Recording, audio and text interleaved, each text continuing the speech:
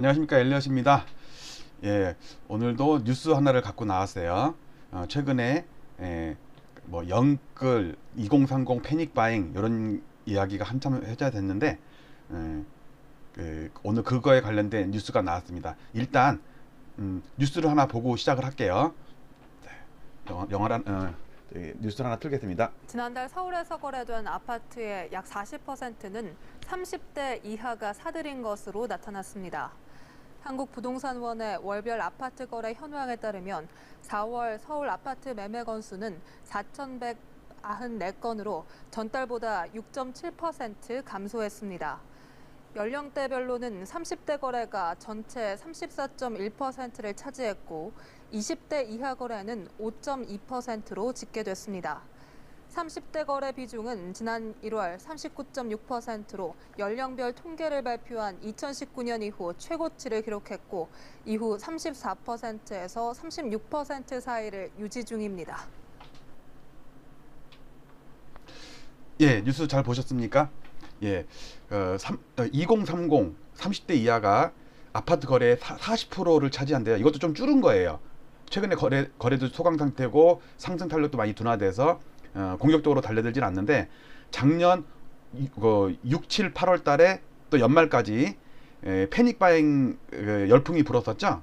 특히 그때 2030이 많이 매수를 했는데 저는 걱정이 그 9년째 오른, 그러니까 작년으로 치면 8년째 오르고 올해 9년째 오른 그 끝물에 올라타는 거 아닌가라는 걱정이 돼서 오늘 통계적인 수치를 가지고 한번 검토를 하는 시간으로 삼겠습니다.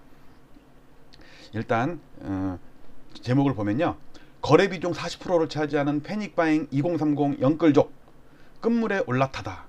제 판단에서는 끝물에 올라탄다고 저는 판단을 해요. 그것에 대한 자료를 여러분들께 설명을 좀 드리도록 하겠습니다.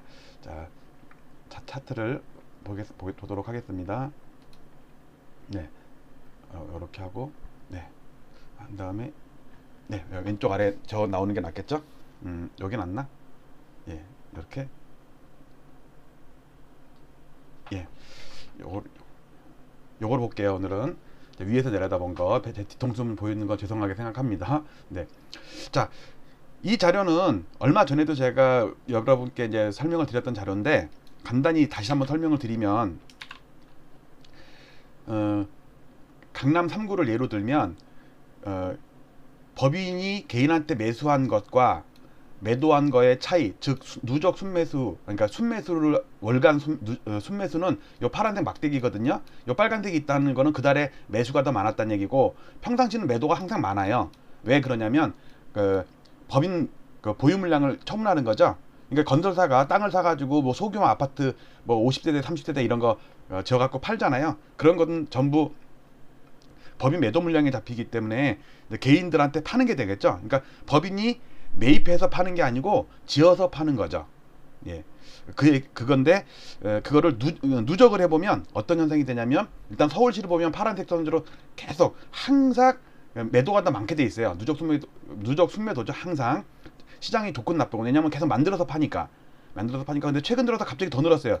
주춤했다가. 근데 압축적으로 강남 3구, 즉 투자 수요가 많은 강남 3구를 따로 띄어서 보면 빨간색처럼 계속 누적 순매도가 많다가 2016년부터 거의 횡보, 즉 만들어서 파는 것도 있지만 시중에서 사는 것도 많다. 그러다가 급기야 2019년부터는 매수가 엄청 많이 늘었죠. 빨간색 순매수가 더 많아요. 그걸 누적시키면 이렇게 급증을 했죠. 그러다가 2007년, 그러니까 작년 7월부터 617, 710 대책 나오면서 법인이 이제 투기적인 수요가 사라졌단 말이야. 이제 투자를 할 수가 없는 거죠. 그러니까 이제 팔 수밖에 없는 거야. 사지는 않고 기존에 샀던 거를 파는 거죠. 그렇게 되니까 순매도가 갑자기 급증을 해요. 올해 들어서는 거래가 줄는데도 불구하고 순매도 물량은 점점 더 증가를 해요. 그러니까 당연히 누적 순매도가 이렇게 마이너스로 늘었죠. 앞으로 이건 더 심해질 거라고 생각을 해요.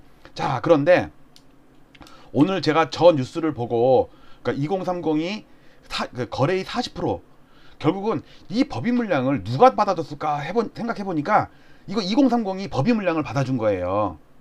그것도 8년째 9년째 오른 이 2배 3배 오른 그 가격을. 자, 그거를 데이터를 제가 셋업을 했습니다. 자, 여기서 확대를 해볼게요. 자, 여기서 보시면 요 연두색 있죠? 잠깐만요. 여기서 이걸 설명을 해야겠네. 이렇게 여기 보면요, 연두색은 40, 50대가 그 그러니까 매입자의 그 40, 50대 비중이에요.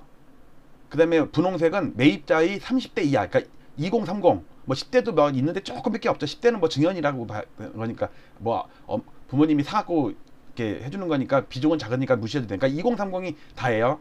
자, 그런데 전통적으로 과거 우리나라 그 보면 상식적으로도 20, 30대는 아파트를 살 만한 여력이 있는 건 아니잖아요. 사회에 막 이제 진출해갖고 몇 년 안 됐기 때문에. 물론 한 30대 후반 정도는 이제 그 한 7, 8년 그 열심히 일해서 돈 모아가지고 대출 받아서 사는 경우도 있겠지만 2030이 그렇게 비중이 높진 않았어요. 주로 40, 50대였어요. 근데 자 보세요. 예를 들어 16년 예를 들어 볼게요. 요 16년 요 사이 지금 잠깐 데이터를 말씀을 드리면 2019년부터는 여기서부터는 월별 국토부 자료예요. 월별 국토부 자료.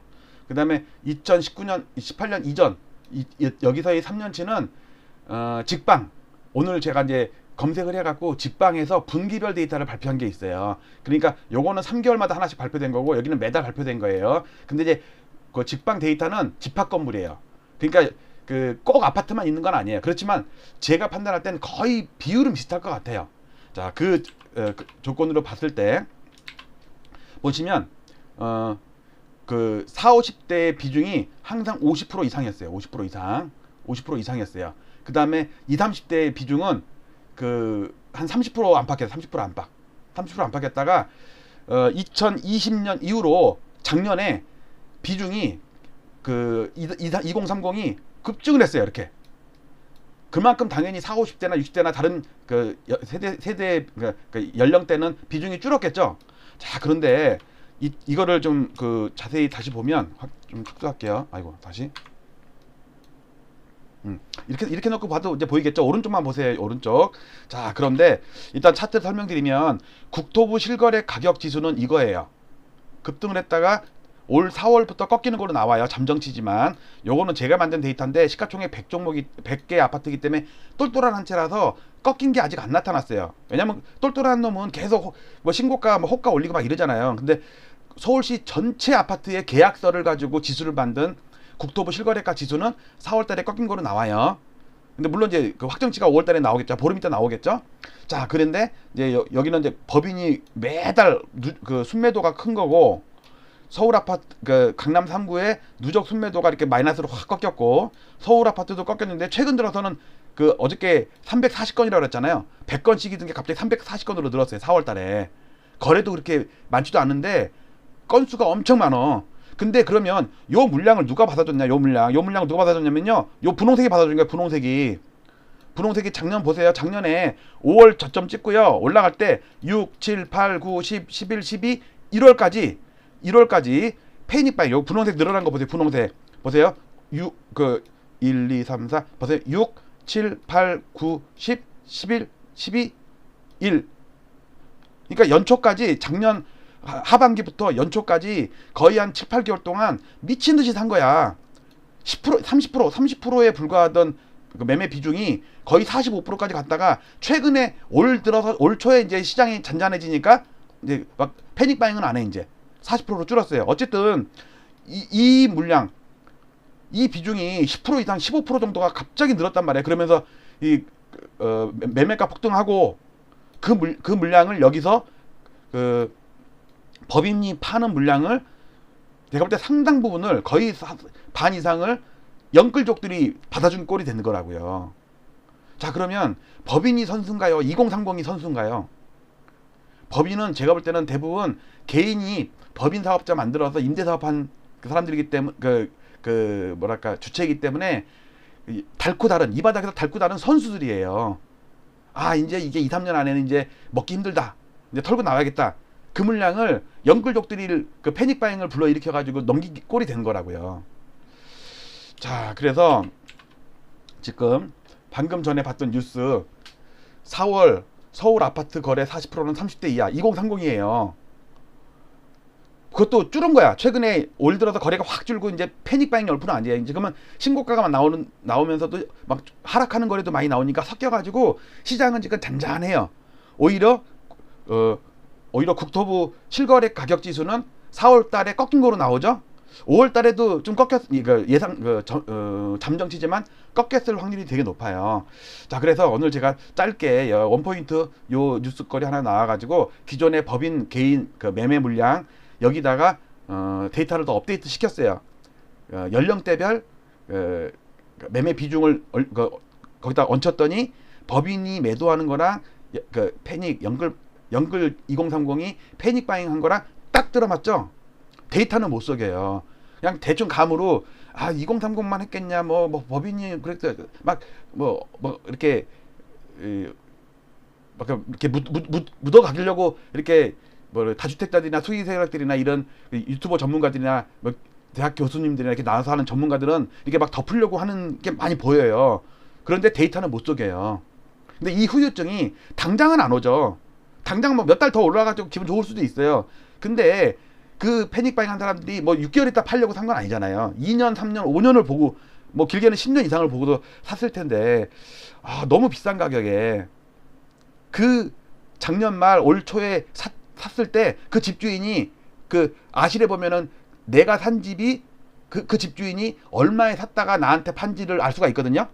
거기에 매수 가격 나오고 매도 가격이 나와요. 그러면 6년 동안 수익률이 몇 프로라고 그 프로티지까지 나와요. 수익률까지 나와요. 그럼 한번 보세요. 만약에 여러분들이 만약에 8억에 샀으면 그 집주인은 한 6, 7년 전에 한 3억에 산 거를 여러분들한테 8억에 파는 거라고. 그러면 5천 정도 올랐어. 그러면 몇 달 있다가 기분 좋죠. 근데 9년째 오른 거예요. 지금 그거를 잘 아시고 이제 막 산 사람들한테 그 악담하기는 좀 그러니까 제가 어떤 상황은 이렇다는 거 설명을 드리면서 월요일 날 여러분들 오후 마무리 잘 하시고 사무실에서 뒷정리 잘 하시고 집에 가서 가족들과 같이 맛있는 저녁 드시고 저도 물러가겠습니다. 엘리엇과 함께 구독, 좋아요, 알람 부탁드려요. 감사합니다.